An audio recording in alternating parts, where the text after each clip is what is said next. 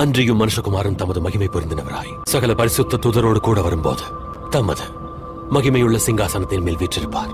அப்பொழுது சகல ஜனங்களும் அவருக்கு முன்பாக சேர்க்கப்படுவார்கள். மேய்ப்பனானவன் செம்மறி ஆடுகளையும் வெள்ளாடுகளையும் வெவ்வேறாக பிரிக்கிறது போல அவர்களை அவர் பிரித்து செம்மறி ஆடுகளை தமது வலது பக்கத்திலையும் வெள்ளாடுகளை இடது பக்கத்திலையும் நிறுத்துவார்.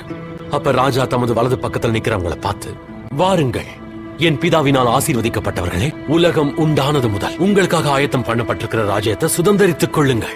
நான் அப்ப பசியா இருந்தேன், எனக்கு போஜனம் கொடுத்தீங்க. நான் தாகமா இருந்தேன், என் தாகத்தை தீர்த்தீங்க.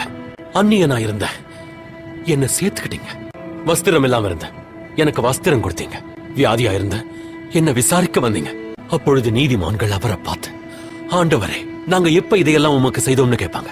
அதுக்கு ராஜா, மிகவும் சிறியவராகிய என் சகோதரரான இவர்கள் ஒருவனுக்கு நீங்க எதை செஞ்சீங்களோ அதை எனக்கே செஞ்சீங்கன்னு அவரு மெய்யாக சொல்றேன்னு சொல்லுவார்.